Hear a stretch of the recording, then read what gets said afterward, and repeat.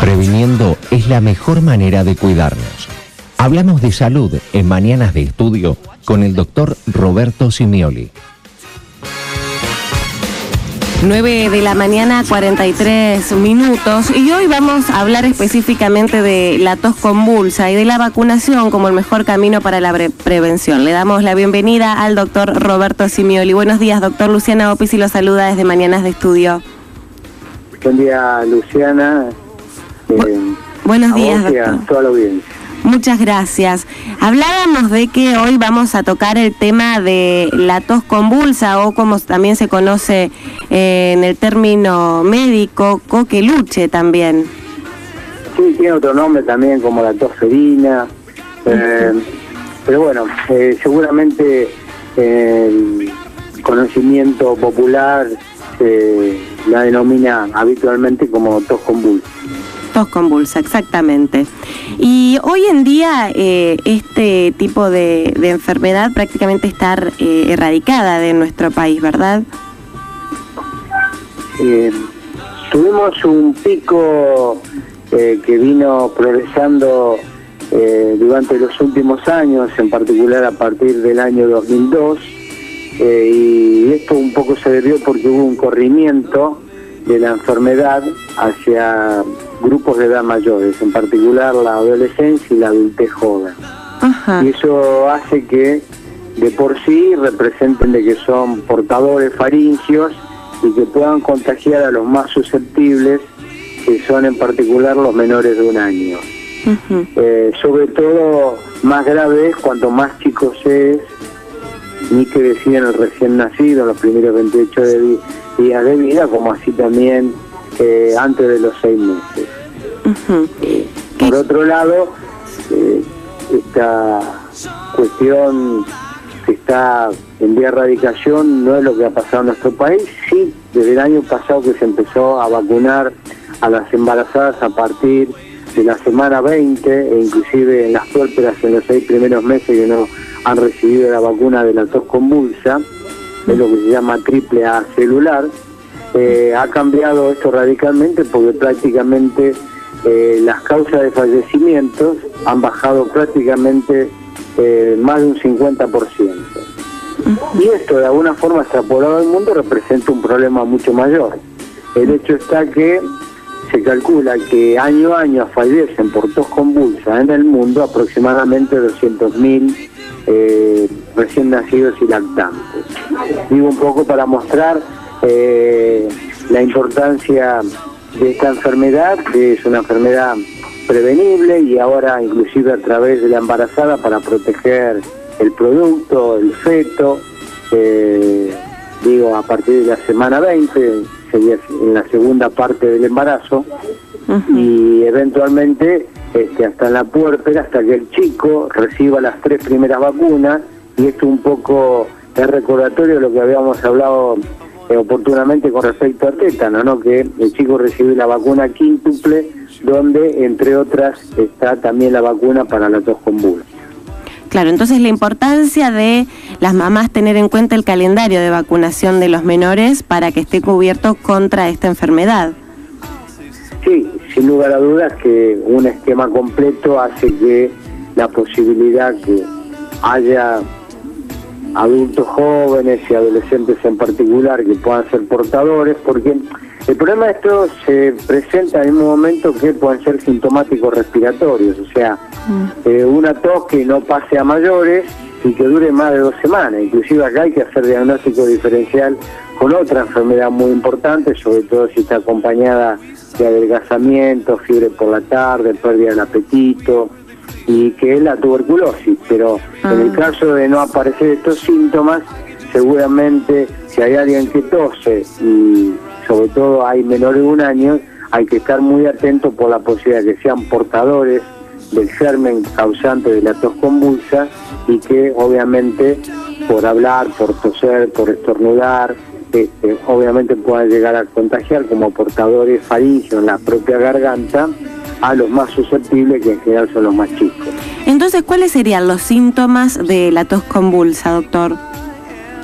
En los adultos y adolescentes lo acabo de describir. El problema más importante como cuadro característico se presenta en particular en los más chicos, sobre todo a los menores de 1 año. ¿Y por qué digo esto?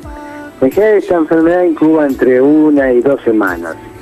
Después aparece lo que se llama un periodo de invasión o catarral, donde parece un proceso de catarro vías aéreas superiores. Sí. Con moqueo, tos. Y después el acceso de tos característico aparece en lo que se llama el periodo de estado, que puede llegar a durar desde 1 a 3 meses.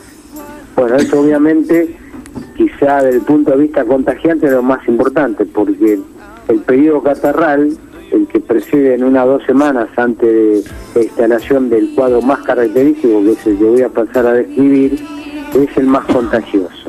Ya instalada la propia enfermedad, porque es una enfermedad de tipo tóxica, porque hay una endotoxina fundamentalmente que se fija a la mucosa de las vías respiratorias, y es el que produce sobre todo los cuadros característicos de los más chicos, los menores de 1 año, con acceso de tos apneizantes, o sea que le cortan la respiración. Un chico empieza a toser y tose entre 5 y 15 veces en forma continua sin poder ingresar aire.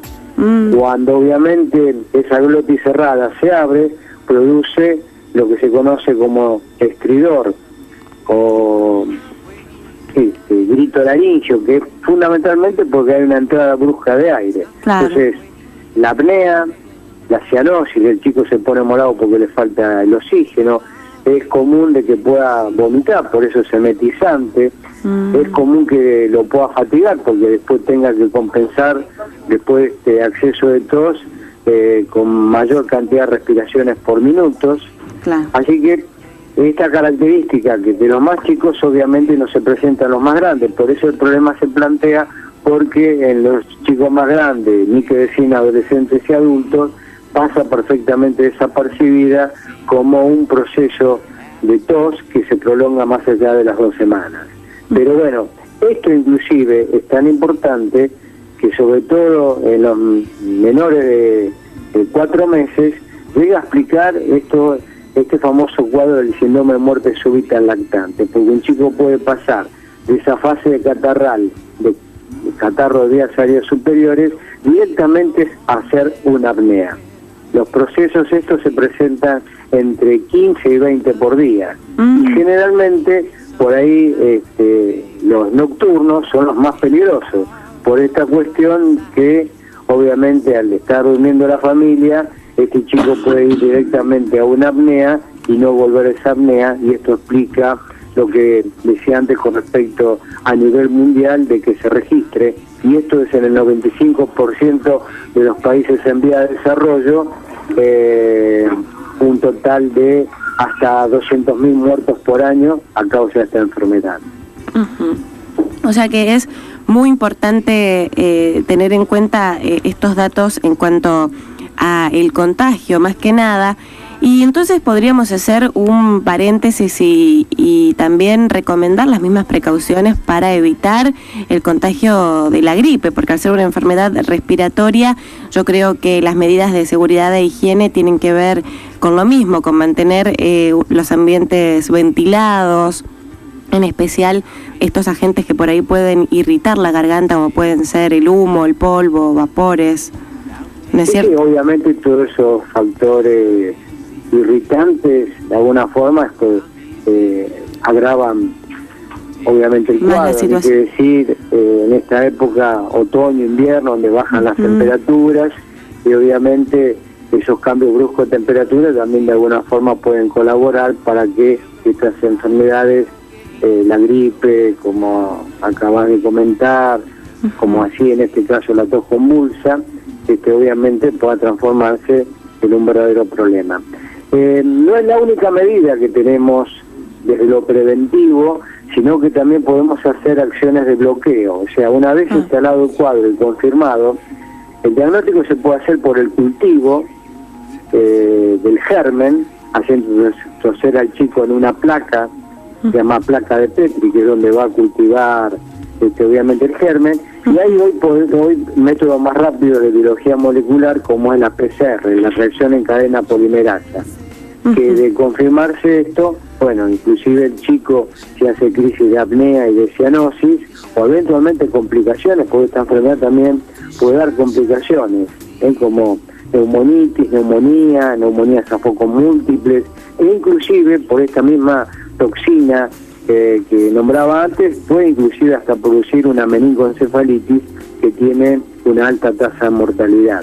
Entonces, en el caso de detectarse un cuadro, lo que hay que hacer es vacunar, completando los esquemas en todos los que rodean, e inclusive con vacuna triple celular en los mayores de 7 años, porque esta vacuna además, bueno, sobre todo si se sigue aplicando la vacuna que se da hasta los 6 años, puede llegar a ser encefalitógena, o sea, causar problemas a nivel del sistema nervioso central. Por ejemplo, convulsiones, por nombrar una complicación. Entonces, lo que se hace es, para controlar el foco, fundamentalmente intrafamiliar y de los contactos cercanos, es el uso de antibióticos, donde el más importante es la eritromicina, aunque eventualmente hay otros antibióticos que son de una utilización más viable de una toma diaria, como es la acitromicina en los más chicos, claro, la claritromicina, eventualmente el cotrimoxazol. Podrán hablar de 4 antibióticos que son los que se usan en particular para bloquear fundamentalmente ese caso índice, que es el que puede a su vez estar contagiando y transformando en portadores de los más grandes. Claro, entonces yo creo que para sintetizar las recomendaciones es importante aquella embarazada que tenga en cuenta, claro, el tipo de vacunación en la semana 20 de gestación, habíamos dicho.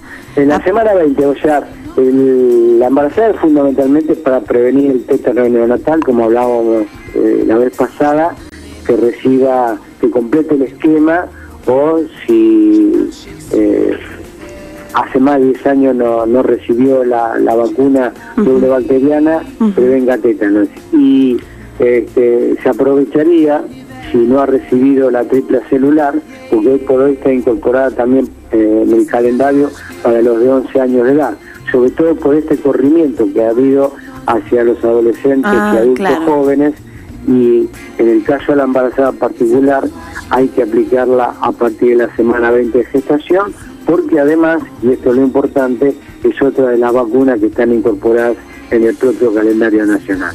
Claro, o sea que uno llevando el calendario de vacunación, ya sea de nuestro hijo o de una como estando embarazada, ya estaría cubierto si uno tiene la conciencia de aplicarse las vacunas que allí lo indican.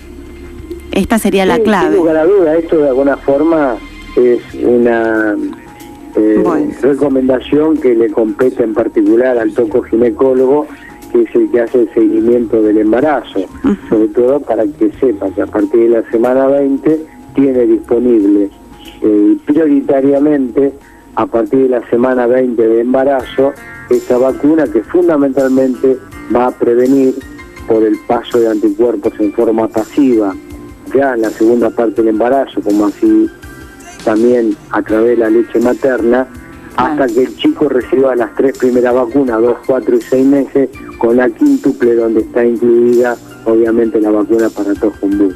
Perfecto.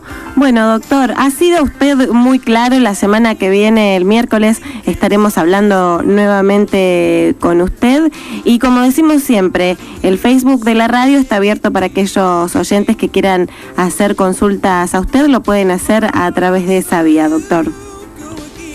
Bueno, Luciana, como siempre, muchas gracias, y creo que es muy importante tratar de difundir todos estos aspectos relacionados en particular a la prevención de enfermedades, y para eso obviamente la vacuna seguramente es uno de los aliados más importantes que tenemos en el campo de la salud. Por supuesto. Muchísimas gracias por su tiempo, doctor. La semana que viene estamos hablando nuevamente. Buen día, Luciana. Gracias. Hablábamos con el doctor Roberto Simioli. Él hablaba de la importancia de la prevención en la tos convulsa. Y es importante tener en cuenta las variables de que si estás embarazada en la semana 20 te tenés que aplicar la dosis porque vas a cubrir a tu bebé y en especial hasta los 6 meses, y después él va a tener su calendario de vacunación en el cual te van a indicar los meses en los que tenés que aplicar y vas a ir cubriendo y previniendo de que él no contraiga la tos convulsa. Para más información podés ingresar a nuestro Facebook, en donde vamos a postear los principales puntos que habló el doctor Simioli, pediatra, infectólogo y médico sanitarista. Y además abrimos también nuestro Facebook, Radio Estudio FM 107.7, para que hagas las consultas que creas pertinentes al doctor.